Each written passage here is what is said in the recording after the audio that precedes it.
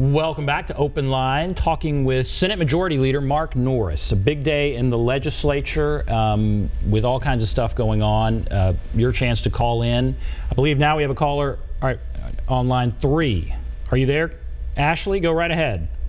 Yeah, I wanted to ask about the short-term rental legislation that moved through the House and Senate, and you know, why is Tennessee stepping into the short-term rental regulation business, and what the senator's thoughts are. All right, so you live in Nashville, right? I do.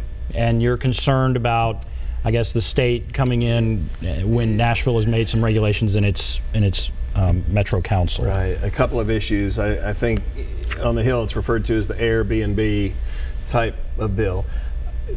That has not been before me yet in any of the committees I serve on or to the floor. It's moving its way through the House and the Senate. The Senate side has removed some of the provisions that were in the bill on preemption that would have prohibited cities from regulating through zoning and otherwise these short-term rentals, and so the Senate thinks there should be some local control, but as I understand it, the bill otherwise does provide for the collection of revenues from those rentals. And if you look at it from afar, you want to strike the right balance, because if you live in a neighborhood that is, you know, is a residential area, and a number of your neighbors begin just renting out their homes for, I don't want to say transients, but for visitors, there needs to be some check and balance on that. And from a competitive standpoint, your bed and breakfasts and your hotels, which are required to collect taxes on those amenities, there needs to be some parity there. So that's what I know about it so far, but it hasn't come up for a vote in the full Senate. And there are different bills in the House and the Senate right now. Yeah. Let's not just talk about that issue, I guess bigger issue of we've had certainly Metro Council members come on and they bring up a bill, and then they hear, okay, well, the legislature is going to override what we've done. Yeah. We saw it with the marijuana, the lower the criminal penalty for marijuana. This is another case. So we're seeing some of that tension between, and it's in Memphis too. So Memphis will pass something, and then the legislature say, you know what, no, you can't do that. Why do you think, and as the Senate leader, why is that happening? What do you think about that tension that we're seeing between some of these local councils and the state legislature? Right. Well, we have to keep a sharp eye on it. Folks need to keep in mind that local governments are creatures of the state. They are our progeny. The state of Tennessee gives authority for the creation of counties and cities within those counties. So it's one big happy family in the sense that ultimately we keep an eye on what is fair and even across the state. One of the things we have worked to guard against over the last several years is sort of the checkerboard effect that could come into play if many cities have different requirements for local employers. So that if somebody were to come into Tennessee and say, gee, I'd like to locate there, they find a whole host of different rules and regulations, and we try to keep those as even as possible, employment policies, wage policies, and the like. When you get into issues concerning, in the case of marijuana, a Schedule I drug, according to Uncle Sam, the Attorney General made it very clear that you cannot have a double standard, if you will. You cannot give locals the discretion to say, well, you know, I'm going to charge criminally, and you, for the same violation or infraction, a slap on the wrist with a little fine. Here we go.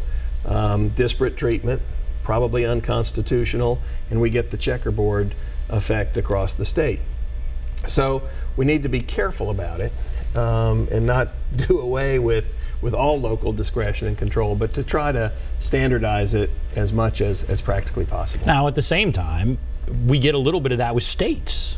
because with a U.S. government, then you have states that have different views, and that seems more okay. But well, here again, and I'm a big believer in the 10th Amendment and state sovereignty. There, it's slightly different in that Uncle Sam, the federal government, only has those rights which the states have given him or it, the federal government, what we have delegated up, what we have given the federal government the right to regulate. And in those cases where the federal government oversteps its bounds, we need to assert ourselves to defend our state's rights and responsibilities under the Constitution. So the 10th Amendment has to be guarded very carefully. And it's a little bit the inverse of what I described, where cities and counties were created by the state. Our state was not created per se by Uncle Sam. We give Uncle Sam what we choose to give him and jealously guard what we didn't. Let's go to Lucy. Hello, Lucy. Hey, y'all. Well, Senator. Yes. All due respect, come on. We have a serious drug problem in this country, and we all know now that jails and prisons are for profit. So I understand that the state's turning into a privatization center. Now, you go to East Tennessee, they've got a meth problem there from hell. They can't keep affording to put pot people in jail when they've got this cruel meth problem.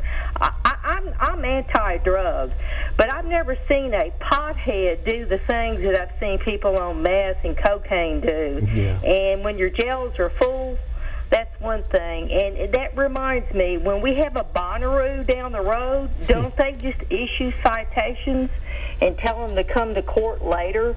I'm going to hang up and take her comments off the line. Okay. All right, you. Lucy, thank you. Yeah, no, it's great. It's great dialogue. The issue on criminal justice, law enforcement, and incarceration is one that we're having increasingly. We're going to soon have the Supreme Court put together a sentencing task force. I, for one, have worked on juvenile crime, juvenile sentencing, juvenile justice for the last year. We're taking a hard look at a number of things that we do, particularly with nonviolent offenders, and I'm sure the caller would have considered, an infraction of this sort nonviolent, to make some changes. Governor Haslam had the Public Safety Act of 2016 just last year, where we began to change some of the sentencing guidelines as they related to nonviolent offenders, probation and parole. We're working hard, by the way, to look at recidivism and to enhance opportunities for reentry into the workforce and re-employment of those nonviolent offenders. So there are a number of combinations, but to use the decriminalization of marijuana, which has not been decriminalized at the federal level, as a means of reducing our prison population or for criminal justice reform is probably sort of putting the cart before the horse. I mean, I'm sensitive to the point you raise, and we're working on it, but to just decriminalize a Schedule I drug was not the way to go. All right, let's go to Jim. Hello, Jim. Yes.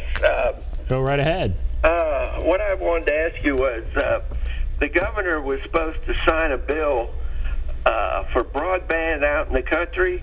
Yes. And I've been waiting, I guess, 10 years or more to get this. And I bet I'll die before it ever gets out here. I hope not. Where do you live? I live in Cheatham County near the game reserve.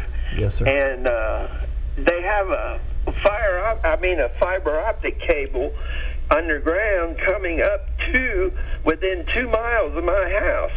But AT&T won't hook anybody up. Now, AT&T was given $29 million, and I'd like to know what happened to that money. All right, let's talk about that. Go right ahead. I'm the sponsor of the Broadband Accessibility Act of 2017, and we passed it in the General Assembly within the last 2 weeks. I think it may now have been signed into law by the governor. Not quite sure, but it's a current event, and I'm hopeful that I can honestly say help is on the way. What we did was we worked on this issue for 2 years. I chair TASER, which is the Tennessee Advisory Commission on Intergovernmental Relations. I know that's a mouthful, but I asked that think tank back in June of 2015 to begin to look into what the state of Tennessee could do to enhance your accessibility to the internet. My mantra throughout all of that, however, has been to provide better access without bigger government. I've got notebooks this thick of studies and case studies and situations where around the United States some city thinks that it can use its revenues from their electricity company or whatever to just go out and begin to invest in this technology, and almost without fail. The taxpayers are at risk when that happens, and the cities go under. In fact, over in Memphis, for example, they had Memphis Networks spent tons of taxpayer money to put in place a system that was never used. In Tipton County, we had a similar example. And so the challenge was to really assess what is being done out there, what is being provided, and what is being used. Now, we found that the state of Tennessee is about midpoint of states in the nation in terms of availability and accessibility. But in many areas, urban areas, for example, and the standard now, not to get too far down in the weeds, is 25.3 in terms of speed. That's what the FCC has said is the standard we should have now in terms of speed. And we find that even in urban areas, like Metro Davidson, for example, only about 40% are actually using the service that's in place. Now, in Cheatham County and a number of rural areas, that's where you have this tremendous disparity where it's not available and people want to use it. So we determined, and the legislation reflects, that we would focus on three things. We would deregulate, we would educate, and we would stimulate the economy. The deregulation piece is that we have now authorized the electric co-ops to run fiber, to provide within their service areas internet services. The educate component is to provide additional incentives to educate the public about the benefits of accessing and using the internet. And the stimulate part is very few of your tax dollars, but over 3 years, $45 million total to incentivize through grants the build out of the network, perhaps in areas like yours in Cheatham County, and to provide some tax incentives and grants to do that. Many of these providers are already receiving considerable funds through the federal government. The Connect America funds you'll hear referred to as CAF 1 and CAF 2.